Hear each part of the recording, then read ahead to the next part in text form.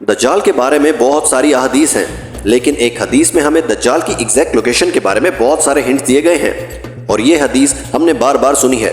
एक दिन मेरी महफिल में रसूलुल्लाह के पास एक ईसाई आया और इसने इस्लाम कबूल करके अपना वाक़या सुनाया कि मैं और कुछ लोग अरब से मशरिक़ की जानब रवाना हुए। हम अभी रास्ते में ही थे कि मौसम एकदम तब्दील हो गया और हमारी कश्ती रास्ते से भटक गई। 1 महीना इधर उधर भटकने के बाद समंदर ने हमारी कश्ती को एक जजीरे के पास ला खड़ा किया। उसने बताया कि बड़ी किश्ती को डॉक करके हम छोटी कश्तियों के जरिए इस जजीरे पर पहुंचे।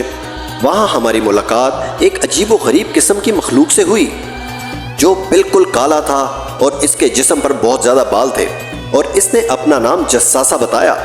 हमने इससे दरियाफ्त किया कि तुम क्या चीज हो, क्या मखलूक हो। इसने बोला मुझे छोड़ो, वो इस तरफ एक मंदिर है, उधर जाओ, वहाँ एक शख्स तुम्हारा शिद्दत से इंतजार कर रहा है। अंदर हमने एक शख्स को जंजीरों में बंधे हुए देखा। इसने हमसे 3 सवाल पूछे। उसने कहा कि मुझे पेशान के दरख्तों के बारे में बताओ, क्या इसमें कोई फ्रूट या फल वगैरह हैं? हमने कहा कि हाँ, बहुत फल मौजूद हैं। इसने कहा कि बहुत जल्द वहाँ कुछ भी नहीं होगा। फिर इसने कहा कि मुझे लेक ऑफ तिब्रिया के बारे में बताओ, क्या इसमें पानी है या नहीं? हमने बताया कि हाँ, इसमें बहुत पानी है। इसने कहा कि बहुत जल्द ये भी खुश्क हो जाएगा। उसने कहा कि मुझे उस उम्मी पैगंबर के बारे में बताओ, क्या किया है उसने अभी तक? हमने बताया कि वो मक्का से निकलकर मदीना आबाद हो चुका है। इसने कहा क्या वाकई वो यसरफ मदीना आ चुका है? ये कहते ही इसने कहा कि अब मैं बताता हूँ कि मैं कौन हूँ। मैं हूँ दज्जाल और बहुत जल्द मैं इस कैद से आज़ाद हो जाऊंगा और तमाम इलाकों में जाऊंगा सिवाय मदीना यानी यसरफ के। रसूलुल्लाह सल्लल्लाहु अलैहि वसल्लम ने तमाम लोगों से मुखातिब होकर कहा कि ए लोगों, ये है यसरफ मदीना और ये शख्स जो कह रहा है मुझे इसमें सच्चाई नजर आ रही है। याद रखो, दज्जाल ना तो शाम के समंदर में है न यमन के समंदर में है। और अपने हाथ से मशरिक की तरफ इशारा करके कहा कि दज्जाल मशरिक में है, दज्जाल मशरिक में है, दज्जाल मशरिक में है। दोस्तों, अब सिंपल सी बात है कि जैसा कि हम जानते हैं कि मशरिक की तरफ सफ़र के बाद इनकी कश्ती एक जजीरे पर रुकी थी। मदीना के ईस्ट में अरेबियन सी है और इसमें 4 जजीरे पाए जाते हैं। लक्षद्वीप इंडिया में, सककोट्रा आइलैंड यमन में, अलमसेरा ओमान में और अस्तोला आइलैंड पाकिस्तान में है।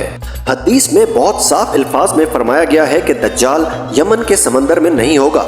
रसूलुल्लाह ने जो मशरिक की तरफ इशारा किया था, अगर इससे हम एक सीधी लाइन खींचें तो बिल्कुल अस्तोला आइलैंड के ऊपर से गुजरती है। और जब जसासा ने इनको इस जजीरे पर एक मंदिर की तरफ भेजा था तो इस जजीरे पर किसी मंदिर के रिमेन्स या बाकियात तो ज़रूर होने चाहिए। इंडिया के लक्षद्वीप आइलैंड पर तो ऐसा कुछ भी नहीं है, लेकिन पाकिस्तान के अस्तोला आइलैंड में पता है क्या है?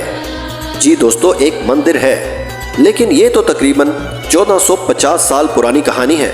मंदिर तो अभी 40 या 50 साल पहले बना होगा। जी नहीं, 2000 साल पुराना मंदिर।